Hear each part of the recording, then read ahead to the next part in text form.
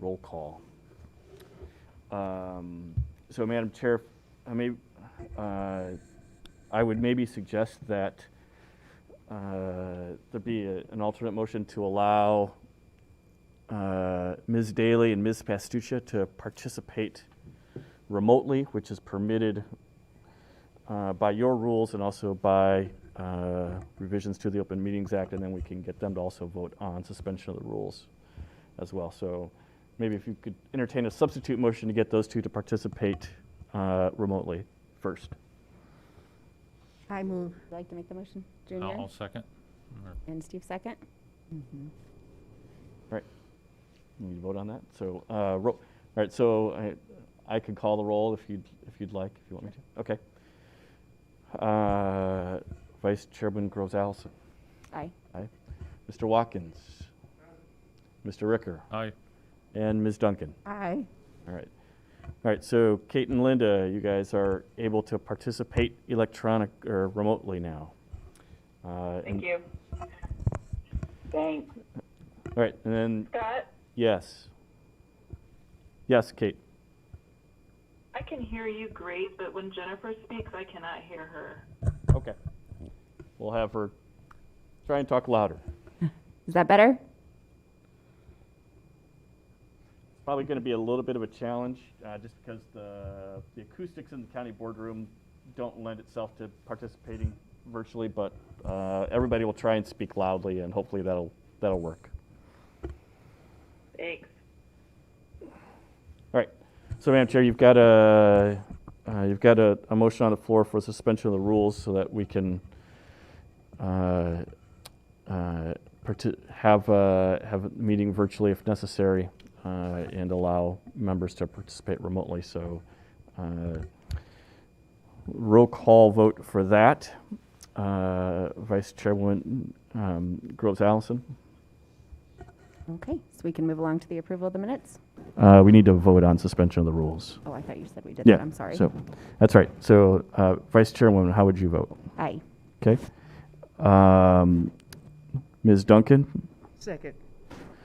You mean as far as yes or suspension no? of rules? Yeah. Yes or no? Yes. Okay. Aye. Ms. Daly? Aye. Okay.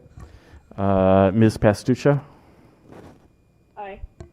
Mr. Ricker? Aye. And Mr. Watkins? That motion would approve unanimously, Madam Chairwoman. So now we can do approval of the minutes. Okay, can I get a motion? I so move that we approve the minutes for May 26th. Okay, we've got Betty for the motion and Second. Steve for the second. Okay. All right. So if there's no additions or corrections, Madam Chair. I have an All right. Madam Chair. I do not see that we have listed Board Member Duncan as a member present. Yes. I spoke with Jan, and she was able to add it. Thank you.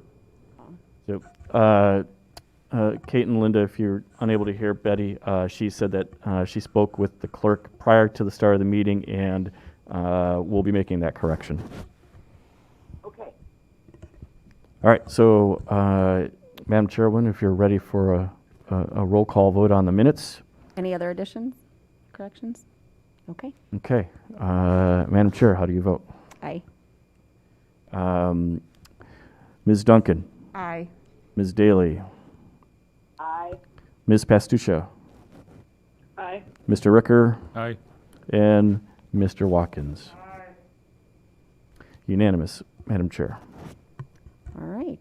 And Scott, would you like to walk us through our workforce report and furlough report? Sure thing, happy to. Included in your packet this month is the June report of our workforce dashboard. This includes activity through May 31st of this year. The top third of the chart, as always, compares activity in the month of May from 2019 through against activity in the month of May of this year. Last year we had 15 positions posted. This year we had 5 positions posted in the month of May. That's a direct reflection of the corrective actions that you took earlier this year as it relates to COVID-19 and the financial strains on the organization. And then you can see also the number of hires. Just as a reminder for everyone, those are the positions that were hired in the month of May. They aren't necessarily the postings that were made in May, because sometimes it takes more than a month to fill an open position.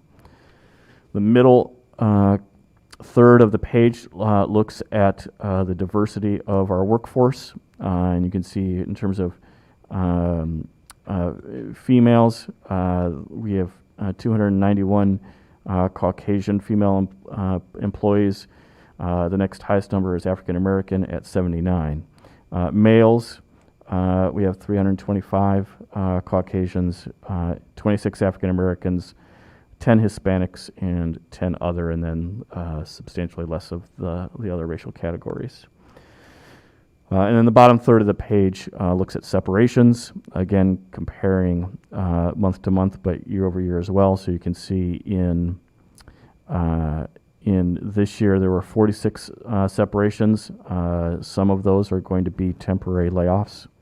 Some of those are permanent layoffs, and we'll get to that in the furlough report, which is the next informational item.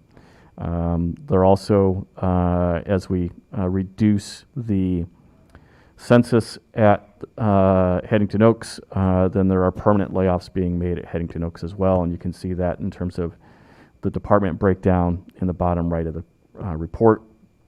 It shows we had 29 separations from Headington Oaks during the month of May this year. It's pretty detailed, but I'm always happy to answer any questions from the committee, Madam Chair. Any other questions? Thank you, Scott. If you'd like, I can walk right into the furlough report. So this would be on page 5 of the committee packet, and this data is through June 16th of this year. We've had a total of 188 layoffs, some permanent, some temporary, that have been submitted to Human Resources. Of those, 148 are currently on, have been on some type of furlough or temporary layoff.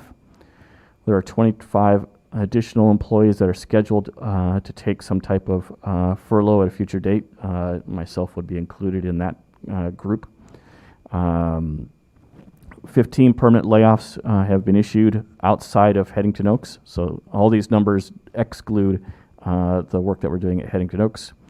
Of those 188 total employees impacted at this time, we've seen 996 total weeks of wage savings to the organization, which has a gross savings of roughly $1 million. We don't have good unemployment data yet. It was just last week that we received March unemployment data for our former employees or our temporarily laid off employees that filed for unemployment. So this is the filing portion, so that when we have to then go back and obviously pay the employer share of the unemployment liability, that's how far behind the State Department of Employment Security is running behind. So HR is looking at some ways as to how we might be able to perhaps try and survey those 188 employees to determine how they filed for their unemployment. That way we can do a better job of estimating what the liability will be.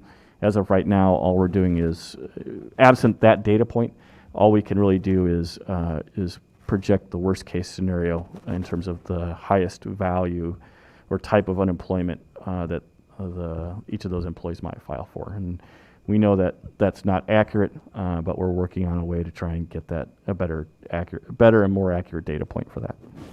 Happy to answer questions. But I have a question. Go ahead, Linda.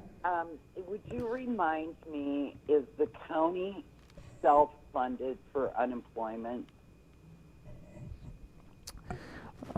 So in the event that anyone did not hear Ms. Daly's question, the question was whether or not the county is self-funded for unemployment liability, and the answer to that question is yes, we are.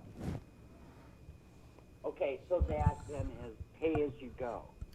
That is correct. So Ms. Daly's follow-up question was if that was pay-as-you-go, and that's correct. And prior to this year, we average less than $50,000 a year in unemployment liability claims that we as the employer pay out.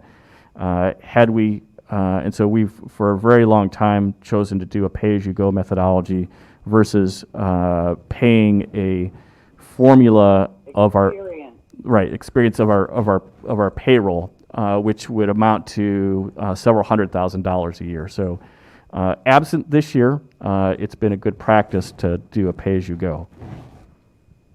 Well, I think it's always a good practice. I can't imagine what the experience modification rate will be for employers who, are paying this now based on the experience modification rate.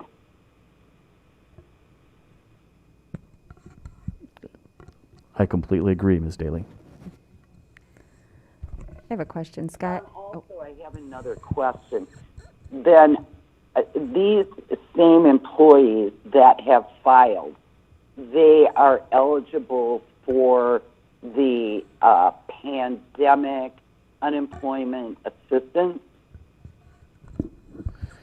That is correct. So if you, Federal PUA. yes, the federal PUA, the extra $600 per week that runs through the end of July, yes, they are eligible for that. Okay, but the county is not liable on a pay-as-you-go basis for that, correct? That is correct. That extra $600 a week is a direct cash infusion to the laid-off employee from the federal government directly to the employee. It has no bearing on our employment liability as the employer. Okay, good. All right, thank you. Madam Chair, you had a question. Yes, thank you. I was wondering if down the road we would see these broken down by department at any point. Yes. So for the benefit of everyone, the chairwoman asked if we could see it broken out by department. We can do that. Either Shauna or Angela is more than happy to kind of quickly walk through that verbally right now if you'd like. And then we can always generate a report for that and for future packets. That would be great. If you've got it with you. So come up to a microphone, please.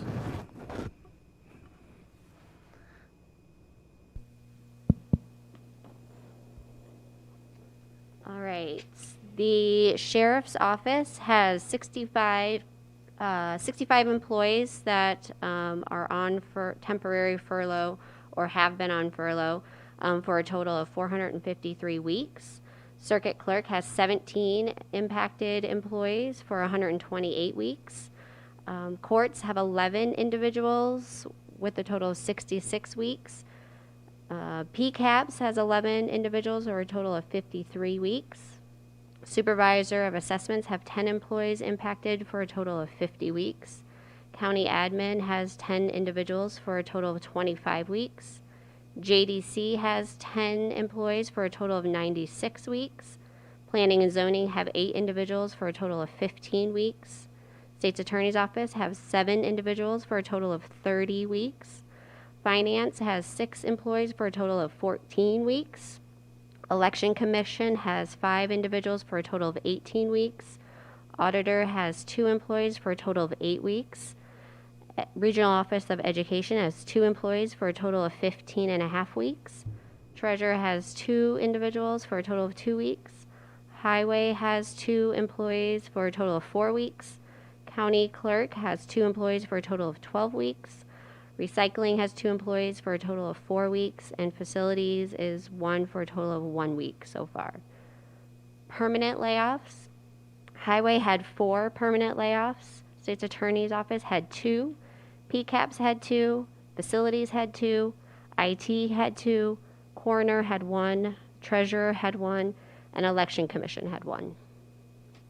Thank you. Any other questions about the workforce report or furlough report? Kate or Linda, any other questions from you guys? Okay. I couldn't hear which department had 17 layoffs. It was after the sheriff. That was the circuit clerk.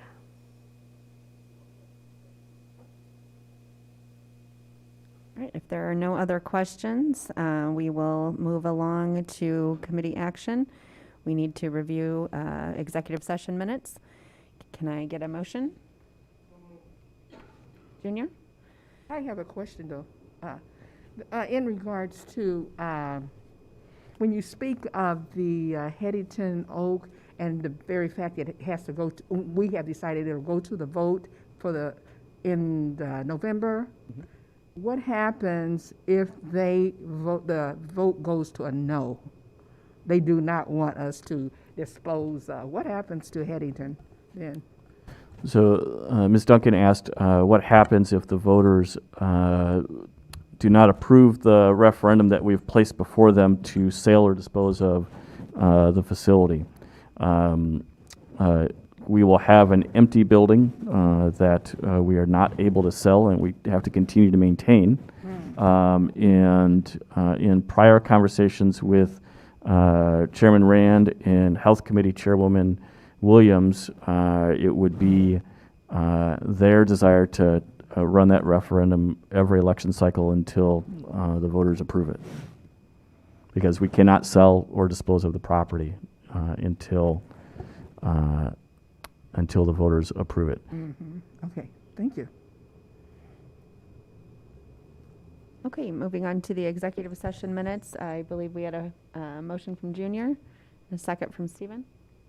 Madam Chair, the state's attorney typically does a recommendation that you then vote on for the executive session meeting. Would you like me to give that now, or? Yes, please. Okay. I don't know if you can all hear me.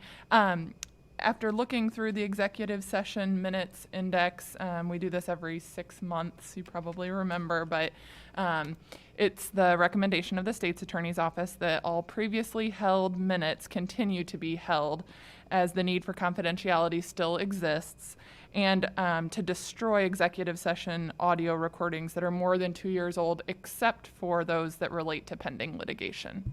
So that is the recommendation of the state's attorney's office for your vote. Thank you. Any questions on that position?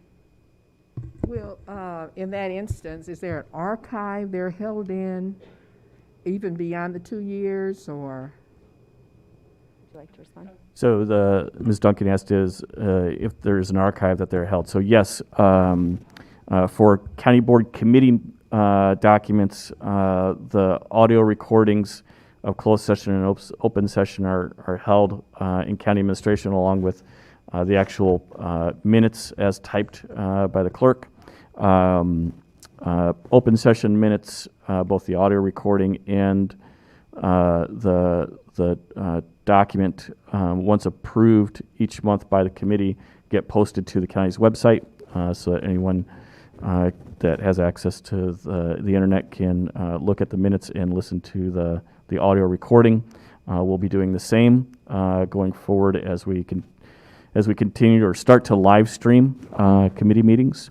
For the county board meeting itself, that process is held by the county clerk's office. Okay. Other questions? Let's move on to So you'll need a the vote. vote yet. Madam Chair, how do you vote? Aye. Ms. Daly, Aye. Ms. Duncan, Aye. Ms. Pastucha, Aye. Mr. Ricker, and Mr. Watkins. Unanimous, Madam Chair. All right, thank you. Now we'll need a motion to move into executive session. Junior, Stephen, thank you. And Madam Chairwoman, you'll need to state the reason that we're going into executive session. Thank you. Mhm. We'll move into executive session for labor relations.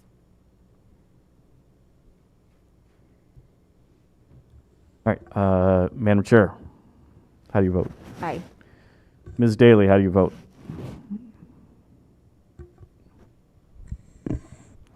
Ms. Daly, how do you vote to go into closed session? Oh, aye.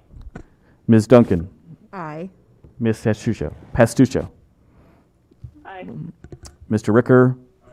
And Mr. Watkins? Okay.